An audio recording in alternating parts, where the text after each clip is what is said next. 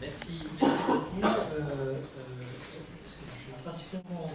voilà, ces deux expositions étaient passionnantes, mais là je trouve que vous pointez, je connaissais un petit peu votre ouvrage, je l'ai déjà entendu. Là j'ai mieux perçu aujourd'hui que l'intérêt de ce que vous indiquez, c'est justement de percevoir les dérives possibles que tu indiquais, Hélène. C'est-à-dire que moi je suis d'accord avec pratiquement tout ce que vous dites, mais on peut en tirer soit une conclusion très alarmiste et inquiète sur la récupération politique possible par des visions gestionnaires, etc. Qui disent oui, c'est vrai, après les questions établir, on se débrouille, quoi. Enfin, on va les soutenir, mais c'est un peu vague tout ça.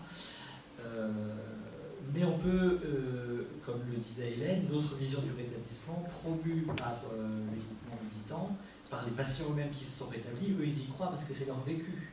Et, oui, bien sûr. Mais eux, ils sont évidemment, la question des enjeux politiques, c'est pas trop leur problème. Donc il y a entre ces deux visions, certains... C'est pas sûr, par exemple, excusez-moi, quand on s'est rencontrés à Luxembourg, il y avait Vigneault. Oui. Et Vigneault, quand moi j'ai fait ma présentation, qui était après la même qu'aujourd'hui, à quelques dragons près, il est venu me voir après. Oui. Et lui s'est rétabli, lui. Oui. Lui s'est rétabli. Il a même écrit un livre sur son rétablissement, et c'est un type formidable. C'est un Canadien, un Québécois. Il est venu me voir, il m'a dit, mais oui, effectivement, tu as raison, il faut qu'on réfléchisse à ça, parce que, effectivement, moi j'ai eu une expérience positive, c'est pas forcément l'expérience de tous, et que c'est effectivement une expérience très, très individuelle, et qu'on doit tenir compte de tout ça. Oui, mais comment dire, je trouve que ça pointe bien que le nœud de l'affaire, il est d'ordre éthique, c'est-à-dire que promouvoir l'autonomie, c'est à la fois une formidable espérance et un objectif positif, et c'est dangereux politiquement. Mais c'est pas pour ça qu'il faut renoncer à promouvoir l'autonomie. Mais effectivement, les deux possibilités sont ouvertes. Donc là, vous insistez sur le côté qui est souvent effectivement occulté, donc je pense que votre discours est très utile, parce que une vision optimiste, voire angélique sur l'établissement, effectivement, occulte cette... on est ravis de faire sortir les gens des institutions, ils reprennent en main leur vie, etc. Puis après, ce qu'ils deviennent, finalement, on ne sait pas très bien, et dans certains cas, effectivement, ils se retrouvent dans une certaine détresse. Mais ce n'est pas pour autant qu'il ne faut pas renoncer à promouvoir cette autonomie. Donc je trouve qu'au niveau des objectifs, il y a une vision commune. Après, effectivement, il faut être sans doute sensible aux moyens à mettre en œuvre.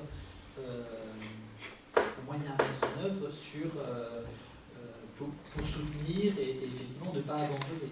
Et après, quel type de soins, est-ce que c'est du cure, du care, comme ça a été évoqué ce matin, qui le fait, de quelle nature, selon qui décide des besoins, ça c'est aussi quelque chose qui sans doute va amener à changer un petit peu les pratiques. Bien, c'est beaucoup de choses dans ce que vous avez dit, Patrick Coupechaud. Je crois que pour rappeler des choses, parce que la question de la gestion des populations, c'est pas un problème nouveau. Ça existait déjà du temps d'Esquirol, et les problématiques économiques, la nécessité que ça coûte pas cher, ça existait déjà du temps d'Esquirol. Quand Esquirol a créé, il avait fait avant la loi de 38, Esquirol avait fait un énorme travail, un rapport sur la situation de la psychiatrie en France. Il a été beaucoup promené, et il avait donc décrit ce qu'allait devenir l'asile de la loi de 38. Et il écrivait très bien dans les recommandations qu'il faisait qu'il faudrait les implanter dans les villes de moyenne importance, etc. Parce qu'on ferait les économies de l'octroi. C'est-à-dire déjà, dans la manière même de penser le soin à l'époque et l'institution, on voyait les contraintes économiques, y compris chez Esquirol, qui était quand même un grand clinicien, même si on peut le contester sur beaucoup de choses, et je suis le premier à le faire. Donc la question de la gestion des populations, c'est une constante, il faut faire avec. Alors, quand tu parles de la psychiatrie humaniste, on a l'impression que tu évoques un modèle un peu idéaliste, que la psychiatrie humaniste, elle a existé. Beaucoup plus parfois d'ailleurs dans des écrits que dans la pratique quotidienne. Y compris, j'ai bien connu Hélène Chéniaud, je suis un de ses élèves, Si j'avais eu ma thèse au moment où elle me l'a demandé, j'aurais été assistant chez elle, j'avais pas ma thèse, donc du coup, j'ai passé mon tour, et puis après, j'ai fait autre chose. Mais vraiment, mais le service d'Hélène Chaillot à l'époque, c'est pas ce que c'était.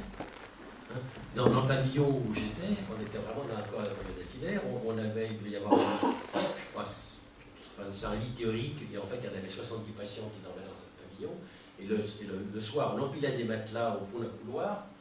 Le matin, on empilait des matelas au bout d'un couloir, et le soir, on les déployait dans le couloir pour que les patients puissent dormir. Bon, je veux dire que. Et je me souviens à quel point, effectivement, Hélène pouvait y avoir dans l'assumption incroyable, effectivement, du vécu de la psychose et du vécu des patients qui étaient autour d'elle, mais c'était quand même dans un cadre qui, quand même, pouvait nous révolter. Alors, moi, je crois qu'effectivement, dans ce que tu dis, il y a un truc qui me semble important, ce serait la volonté des politiques, il faut de faire du rétablissement une politique. Il faut qu'ils se rétablissent, il faut mettre des outils pour qu'ils se rétablissent, etc. C'est pas au pouvoir public de décider qui doit se rétablir et avec quels outils ou avec quelles institutions. C'est effectivement le propre du rétablissement, c'est que c'est une position, je dirais, comme je cherche le mot, c'est une position personnelle, c'est vraiment un vécu personnel. Je vais me rétablir, se rétablir, franchement, on avait déjà discuté de ça, se rétablir plutôt que le rétablissement. Alors, moi où je suis tout à fait d'accord avec toi, c'est quand tu dis que la psychiatrie ou le soin psychique, c'est la relation. La relation. Mais la relation, elle se joue dans un cadre quand même. Et je partage à la fois ce que tu viens de dire, je reviendrai sur le deuxième point, mais en même temps, la question, elle est quand même dans quel cadre je peux jouer cette relation. Soit effectivement dans un monde qui est plus ou moins artificiel, et on peut dire qu'on en a créé en psychiatrie, hein, tout le modèle des hôpitaux, depuis le modèle du monastère, le phalanstère, l'hôpital village, c'était quand même de créer un monde un peu artificiel. Effectivement, on essaye d'adapter le monde aux patients, au risque effectivement de créer un monde un petit peu artificiel. Et je crois que c'est une des reproches qu'on peut faire à l'abord. L'abord, c'est extraordinaire, effectivement, comme qualité de soins, mais c'est quand même un monde un peu artificiel, et les patients... Alors le problème, effectivement, où je te rejoins, c'est que pour un certain nombre de patients, on ne peut pas faire autrement. Et c'est ça qu'il faut quand même permettre.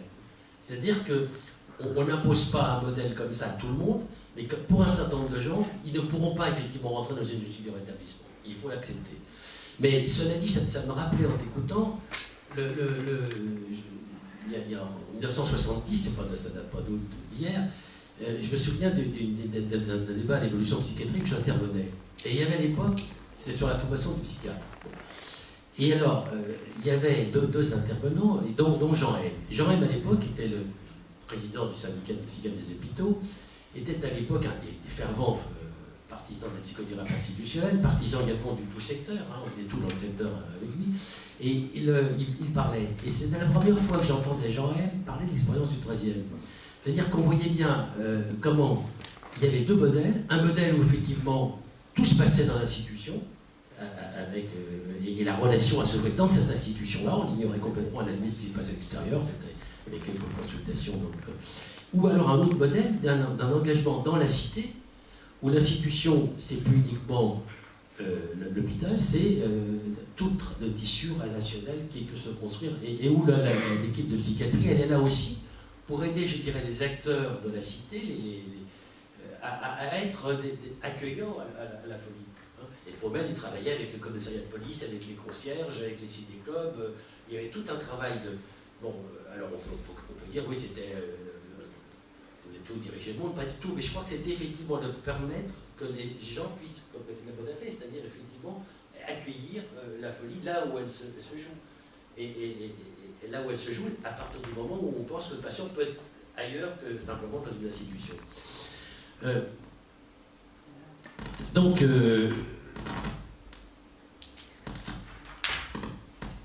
alors oui, autre question que je voulais un peu avancer, c'était effectivement par rapport à ce que tu dis du patient qui, à propos des représentations qu'on en a quand tu dis, bon, effectivement, c'est ça que je voulais voir, c'est la question de l'affirmation aujourd'hui de deux modèles.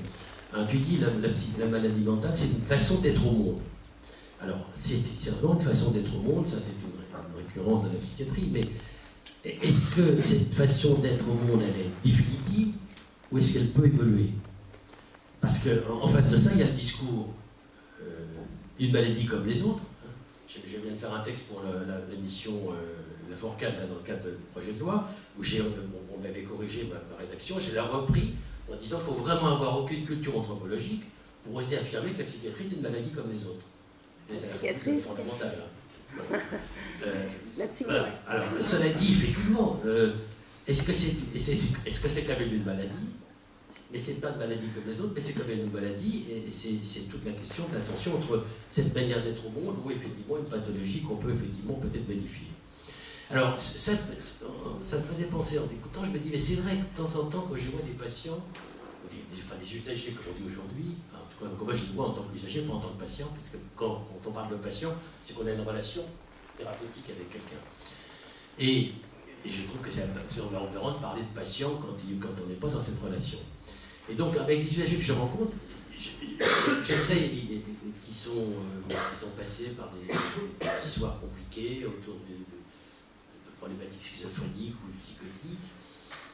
Et alors, en même temps, j'étais allé l'autre jour à une table où il y avait plusieurs patients, plusieurs usagers, et je me disais, mais est-ce qu'ils ont vraiment été malades? C'est-à-dire qu'à partir du moment où on trouve un malade mental qui parle comme vous, avec qui on a une relation, on se dit, mais est-ce qu'ils ne sont pas corrects diagnostiques, hein? Est-ce que vraiment il était psychotique? Est-ce que vraiment il était schizophrène?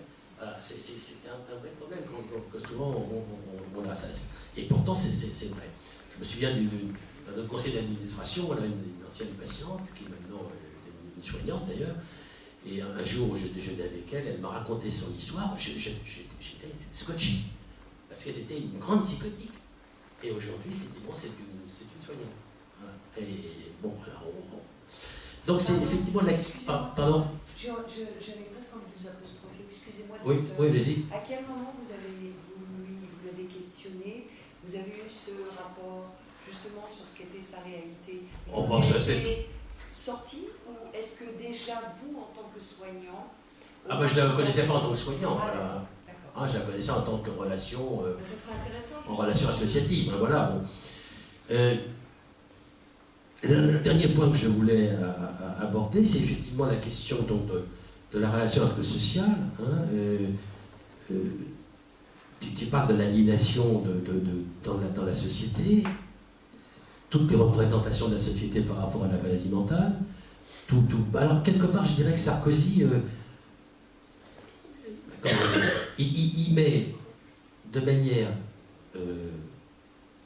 évidente ce qui n'osait pas être dit. Parce que quand tu parlais de la période de la psychiatrie humaniste, tout ça, ça existait déjà. Il fallait voir la violence avec laquelle on pouvait traiter les patients. Sarkozy, je veux dire, il est celui qui révèle quelque chose, mais c'est pas lui qui l'a inventé. Bon, alors, bien sûr, tu sais très bien combien j'étais un des premiers à réagir aussi à ça, mais ce que je voulais dire, et là c'est là peut-être qu'on a des divergences, c'est que tout ce que tu dis là-dessus, ça nous renvoie au champ du handicap.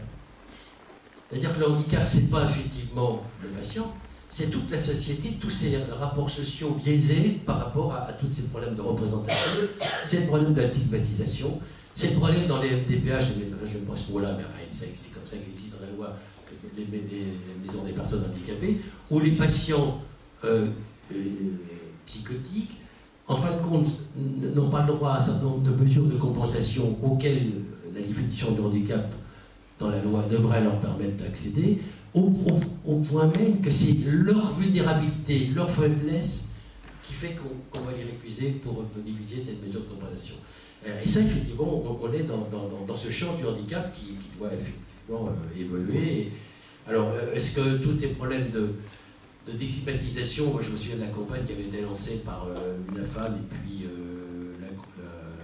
l'Association des maires de France, je ne sais pas si vous avez vu ça, mais c'était des images de Rorschach, et si vous voyez autre chose que votre voisin, est-ce que vous pensez que tout ça c'est du pipeau? Par contre, quand on voit un groupe d'entraide mutuelle installé dans la rue principale de Saint-Nazaire, par exemple, je pense à celui-là, bon, qui est un café sans alcool, où tous les gens se questionnent, disent, mais qu'est-ce que c'est que ça? Ah bah c'est un truc où il y a les fous. Je veux dire, tout d'un coup, la représentation de la folie va changer. Parce que la folie, jusque-là, pour eux, à Saint-Nazaire, c'était à Blain, c'était l'hôpital du coin. Je veux dire, comme quand j'étais gamin, on dit tu vas aller à Charenton. Charenton, c'était là où on mettait la folie. Là, tout d'un coup, on la rencontre. Et le monsieur qui sort de un café, ah ben c'est un fou. C'est-à-dire que là, on a tout à fait un vrai travail de déstigmatisation pour redonner de l'humain et de l'humanité et de sens est plus semblable à celui qui effectivement était jusque-là considéré comme celui qu'on mettait à l'écart et qu'on ne voyait pas. Faut que je réponde. Non, il y a plusieurs choses, oui, il y a trois petites choses très rapides. La première chose, c'est que Hélène Chéniaud a eu un service critiquable, je m'en fiche. Ouais, non, je m'en fiche. Je sais ce que je vais voir. Hein. Non, mais je m'en fiche en ce sens que je ne dis pas il faut ressusciter Hélène Chéniaud aujourd'hui dans la situation d'aujourd'hui. Ce qui m'intéresse, c'est les idées, c'est exactement les conceptions, etc. Sur la gestion de la population, évidemment que c'est pas nouveau, et je suis d'accord avec toi. Tu te souviens de Borel qui voulait aller pénétrer dans les familles. Bénédicte Augustin Borel disait il faut aller sortir de l'asile et il faut pénétrer dans les familles, et en particulier les familles des classes populaires, c'est celles qui sont dangereuses. Ce que disait aussi Hippolyte Pierre Gomard à propos des écoles maternelles. Ben voilà. Donc c'est pas nouveau, mais c'est pas pour ça que c'est pas un problème grave. Vous voyez ce que je veux dire? C'est que on est aujourd'hui dans une configuration comparable sur laquelle il faut avoir au moins un regard. Et puis quand même, il y a quand même une autre chose. Concernant l'aliénation, moi je suis d'accord avec toi sur les questions de représentation et de stigmatisation, quoique je n'aime pas de stigmatisation, mais de représentation. Ça ne se joue pas que dans la représentation, ça se joue dans la vie réelle aussi, et surtout dans la vie réelle. C'est-à-dire que dès le moment... Alors, les représentations, évidemment, c'est très important, mais je veux dire, les représentations, si on en restait là, on serait un peu tenté aujourd'hui à se dire, bah, tiens, on va faire une campagne de com', on va faire un numéro vert, et puis ça va s'arranger. Tout ça, c'est un leurre. Tout ça, c'est un leurre. Mais je voudrais quand même donner un exemple sur cette question d'aliénation. Juste un exemple personnel pour aller peut-être dans le sens de ce que tu disais. J'ai été invité il n'y a pas longtemps en Belgique par une grosse association. Comme quoi, je fréquente aussi des associations. Par une grosse association. Et ils nous ont montré une vidéo qui avait été faite par un atelier avec des usagers. Et la vidéo, c'était mettait en scène 5 patients, enfin 5 usagers, sur le thème du travail. Ça, c'est vachement intéressant. Donc, ils interviewent les gens sur le thème du travail. Première chose, c'est un truc terrible. C'est-à-dire qu'en fait, ça les touche au plus profond. C'est-à-dire qu'il n'y en a pas un qui a dit « je m'en fiche » ou qui a été... Non, c'était très, très important. Il y en a même un qui a expliqué comment finalement, la dernière fois qu'il avait cherché du boulot, il avait eu un entretien d'embauche, et que ça se passait très bien, jusqu'au moment où il a dit « j'ai été hospitalisé ». Il a vu la tête de la personne se défaire, et il n'a plus jamais trouvé de boulot. Mais pourquoi je vous donne cet exemple? D'une part parce que ça montre qu'effectivement, enfin surtout parce que j'ai eu l'impression que ces 5 personnes, pour elles, notre monde, c'est pas leur monde.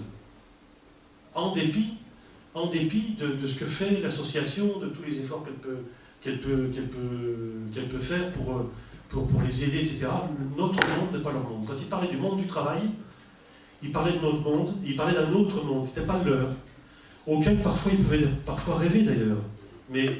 Et en même temps, ils étaient dépendants de ce monde, qui n'est pas le leur. Ça, c'est de l'aliénation. Pourquoi, à un moment donné, essayons de rêver, pourquoi on ne donne pas la place à ces gens dans le système social avec un travail? Pourquoi? Parce que le système social, il aliène jusqu'au bout. Et alors après, on peut toujours dire on va les stigmatiser, mais aller voir les gens, par exemple, j'en connais une à Nancy, que tu connais Sport 54, donc, où ils ont une branche de l'association qui travaille sur une question d'emploi, allez les voir, vous allez voir ce qu'ils vont vous dire. C'est-à-dire qu'en fait, le monde aujourd'hui refuse la place à ces gens-là, et en même temps, il les rend complètement dépendants.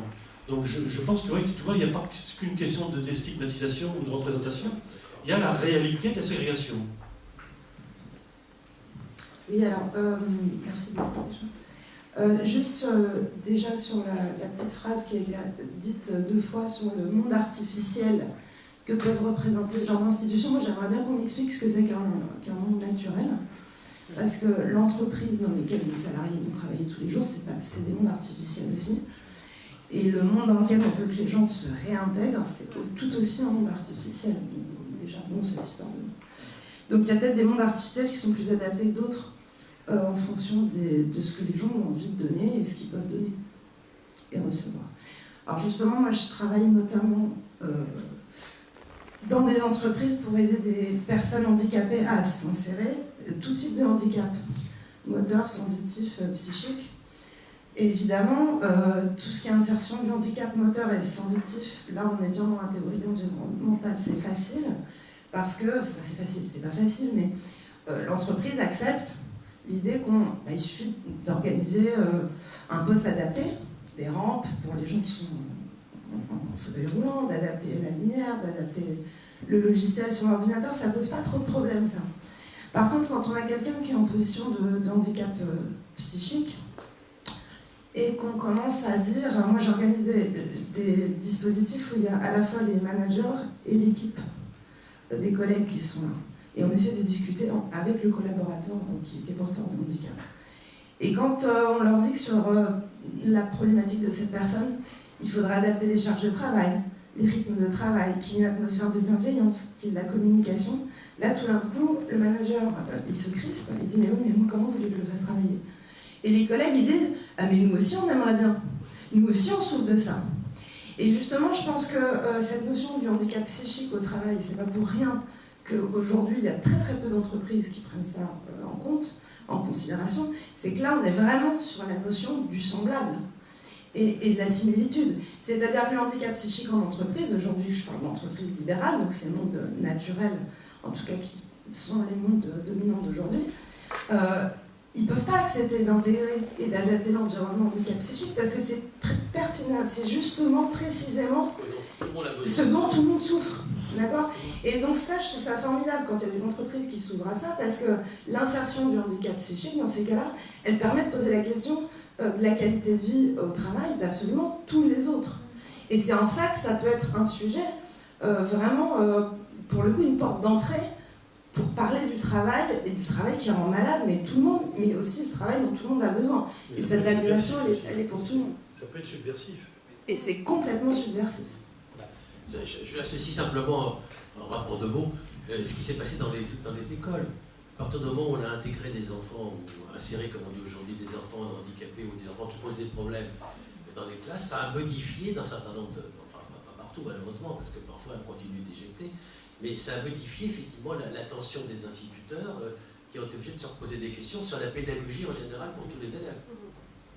En Italie en particulier, ça a beaucoup fait évoluer l'école. Juste une réflexion juste à propos du mot en fait de rétablissement. Moi je me disais, une des premières occurrences en tout cas que j'en connais en anglais, comme du recovery dans le champ justement de la psychiatrie, c'est le texte de Patricia Degan où elle décrit son parcours à elle. Et elle se décrit comme une jeune adulte, adolescente, enfermée chez elle dans des conditions de souffrance terribles. Elle est isolée parce qu'elle a reçu un diagnostic de schizophrénie, parce qu'elle souffre, mais aussi parce qu'elle a reçu des médicaments à des doses inadaptées, parce qu'elle ne rencontre aucun support dans son entourage immédiat. Et donc, dans ce texte, ce qui est dénoncé, c'est pas la maladie qui enferme et qui isole, c'est pas la maladie qui met à terre, mais c'est l'association de la maladie et d'un système justement de soins qui est inhumain et qui est inadapté. Donc je trouve que cette notion, en tout cas dans sa racine, elle a quelque chose de subversif. Enfin, moi je l'entends comme ça en tout cas, et quelque chose d'une dénonciation. Et je trouve que d'ailleurs c'est assez amusant de l'avoir reprise de manière aussi lisse dans des discours qui disent que de toute façon se rétablir c'est la voie, enfin, le rétablissement est la voie et qu'il faut faire des services orientés vers le rétablissement partout, parce que je pense que, enfin en tout cas dans la racine il y a l'idée de dénoncer quelque chose, et il y a une racine antipsychiatrique dans la façon dont la notion s'est formulée. Est-ce que je peux me permettre de dire un petit mot sur la racine antipsychiatrique ? Il y a aussi, ça aussi c'est quelque chose d'intéressant par rapport à la psychothérapie institutionnelle et d'un point de vue politique. Je suis toujours du point de vue politique, je ne me mêle pas de clinique. Mais c'est quand même assez intéressant que finalement l'antipsychiatrie, elle est revendiquée par les libéraux aujourd'hui. Elle est revendiquée par les libéraux. Un type comme Jean-Luc Roland, par exemple, que je respecte beaucoup par ailleurs, qui a fait beaucoup pour la psychiatrie française, je veux dire, c'est un antipsychiatre. C'est un antipsychiatre. Bon, je suis allé le voir avant-hier, il m'a dit si vous voyez Kouchner, c'était à l'époque encore Kouchner, à Santis, vous voyez Kouchner, demandez-lui pourquoi il n'a pas fermé tous les asiles. Mais il n'y a pas plus libéral que cet homme. Il n'y a pas plus libéral. C'est-à-dire qu'en fait, le retour à la cité, Et ça pose même des problèmes, pas simplement par rapport à l'antipsychiatrie, mais même par rapport aux tenants du secteur. Prenez par exemple le vocabulaire de la santé mentale aujourd'hui, à commencer par le terme même de santé mentale. Usager, retour à la cité, etc., c'est du vocabulaire du secteur. Ce qui a créé beaucoup de troubles chez certains tenants du secteur actuel qui se disaient mais où sommes-nous? Je crois qu'il faut avoir ça en tête. Je pense que c'est très important et je me demande si du point de vue du rétablissement on n'a pas un petit peu ça, c'est-à-dire effectivement cette touche antipsychiatrique que je partage avec vous probablement ça, et puis cette touche libérale. Juste, comme on disait tout à l'heure, il y a bien sûr il y a une perspective libérale, individualiste, c'est pas par hasard que ça se développe plus dans le monde anglo-saxon, mais après il y a, et c'est ce que votre exposé montre bien, il y a, enfin, on pourrait dire un bon et un mauvais libéralisme, un bon et un mauvais individualisme, et après toute la vie pour l'élite et toute le travail, c'est d'être assez précis sur qu'est-ce qui fait qu'on va dans le bon sens ou qu'on dérape. C'est assez... mais le libéralisme, une perspective libérale n'est pas nécessairement mauvaise. Il y a plusieurs types de libéralisme, c'est pas nécessairement mauvais. Bien sûr que c'est une perspective libérale, mais effectivement, il y a des dérives possibles qui sont terrifiantes et il faut baliser ça. Oui, je voulais revenir un petit peu sur le discours de Couchou, sur l'humain. Pardon? Discours, n'exagérons rien. Brillant discours, alors c'est ça. Dans l'intervention, ça me suffira. Donc, évidemment, c'est très intéressant de revenir aux journées de Bonneval pour l'humain qui doit baigner, en effet, tout le discours que tu as raconté, qui doit baigner toutes les pratiques, mais y compris les pratiques qui ne sont pas celles que nous connaissons, nous autres qui ne sommes pas psychiatres, autour des médicaments par exemple, autour des gènes. Pourquoi n'y aurait-il pas un gène de la schizophrénie? Mais je crois qu'il ne faut pas opposer l'humanité à ces pratiques-là qui ne sont pas les nôtres. C'est-à-dire que l'enjeu, c'est justement que même si on trouve le gène de la schizophrénie, ça change rien. Il faille rester dans ce bain d'humanité. Gladys Soin a bien écrit aussi, par exemple, que si on a pu en arriver à la relation, c'est pour partie grâce aux neuroleptiques. C'est parce que les gens qui étaient complètement en dehors, qui étaient complètement out, qui étaient en dehors de toute possibilité de communication, ont pu prendre des traitements qu'on a pu entrer en relation avec eux. Donc je crois qu'il ne faut pas opposer les deux choses. D'autre part, je crois qu'il y a une autre confusion qu'il faudrait sans doute préciser, et ça sera peut-être un but de votre séminaire, c'est entre l'humain et la BTI. C'est-à-dire qu'on a l'impression que c'est quelque chose qui était pratiquement équivalent. Or, je crois que ce n'est pas du tout forcément le cas, et on a cité Jean M. Je voudrais rappeler l'histoire, c'est que Jean M, dans son service, il avait 2 pavillons. Un pavillon où on pratiquait la BTI, et un pavillon de défectologie. Alors, c'est-à-dire, tout ça pour dire que humain et BTI, ça va pas forcément ensemble. Hein. Il y a encore un certain nombre de services hospitaliers qui ont le pavillon de psychothérapie institutionnelle, en dehors de tout le reste de l'hôpital. Hein. Donc voilà, je pense qu'il faut qu'on arrive à cerner un peu plus ces notions et ce qu'on entend tous par BTI, qui aujourd'hui me semble être une espèce de halo de bien, alors que peut-être qu'il faut un petit peu serrer les questions, et c'est pas équivalent forcément de l'humain. Hein. Mais bon, tout le discours évidemment sur l'humain, je ne peux qu'applaudir à ça. Juste un tout petit mot pour répondre sur cette question du médicament. Moi vous avez remarqué que j'ai évité de poser la question, l'opposition sempiternelle et traditionnelle entre médicament par médicament. Je pense que c'est stérile. Le médicament, il existe, il y a une révolution en 52, elle existe, elle a permis des choses, je suis d'accord avec vous probablement qu'elle a permis des choses, mais encore une fois, le problème n'est pas là. Le problème, c'est de dire, qu'est-ce que le soin en psychiatrie? C'est le médicament? Oui, c'est le médicament, aujourd'hui, c'est le traitement. Quand vous lisez les attendus ou la présentation de la loi de 2011, on dit à un moment donné, avec les progrès de la science et de l'industrie pharmaceutique, on peut dire que, ça veut dire que la vision, c'est ça, c'est prendre tes médicaments. La relation ne vient qu'après, si on a le temps, ou alors elle est transférée au milieu social. Mais si vous voulez, et ça c'est ça la question, c'est qu'à un moment donné, si vous considérez que le soin c'est la relation, comme on disait à l'instant avec Bernard, le médicament est un appoint, le médicament est un appui, mais à aucun moment il n'est le soin. C'est ça la grande question. C'est pour ça qu'il ne faut pas les opposer? Non, personne ne les oppose. Une anecdote, j'ai vu récemment un patient d'expertise, elle m'explique qu'elle est schizophrène. Alors je lui dis, mais qui vous a dit ça, comment vous l'avez su, enfin on parle. Elle me dit, j'ai été filmé dans le service, un service très connu. J'ai été filmé dans le service et puis on a envoyé la bande au centre expert et ils ont vu que j'étais schizophrène. C'est ça.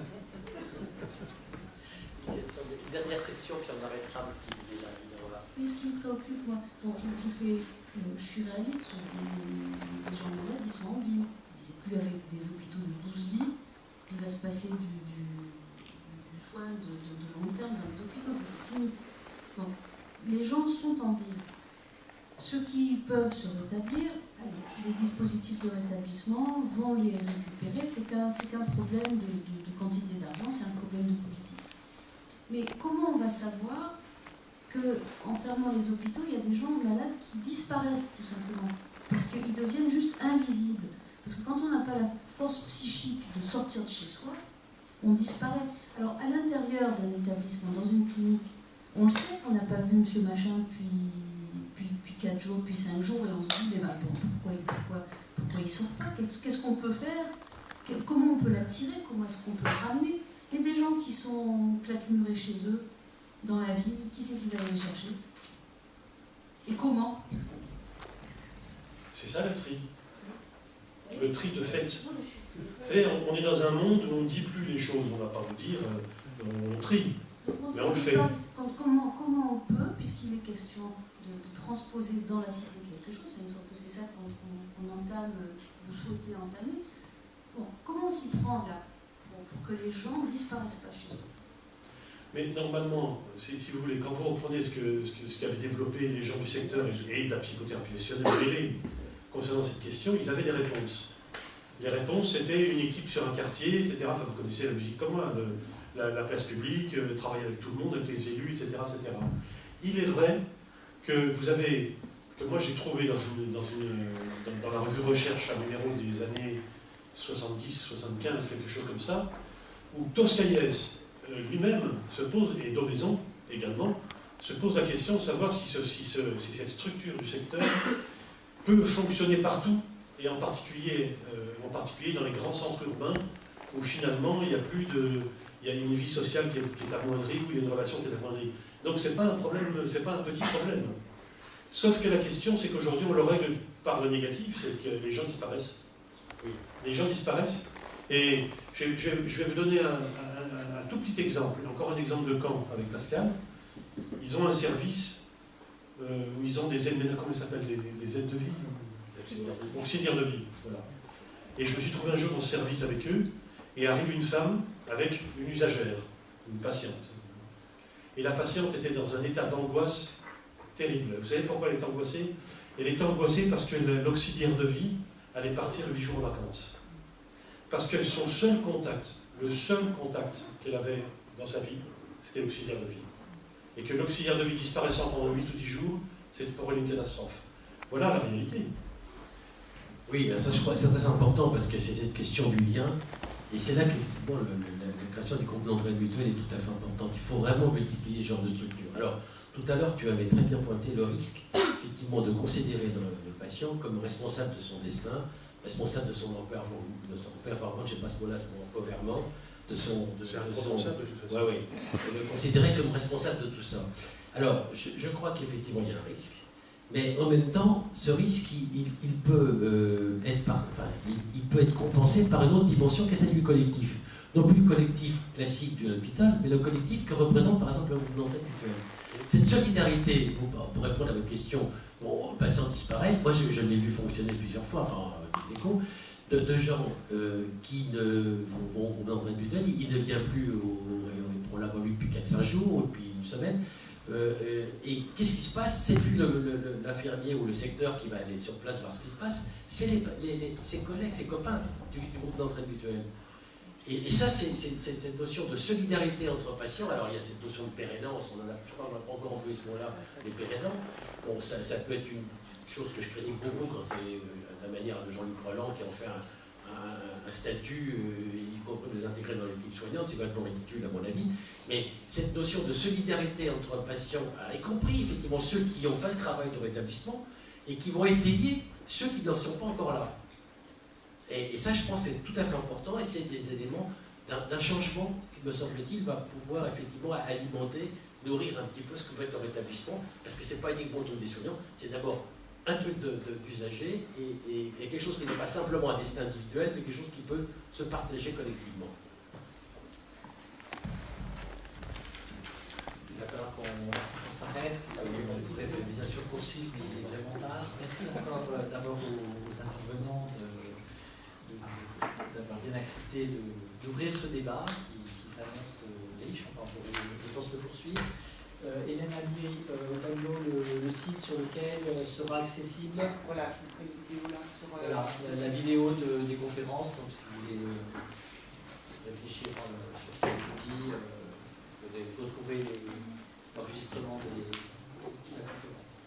Merci encore, et puis on vous tiendra au courant.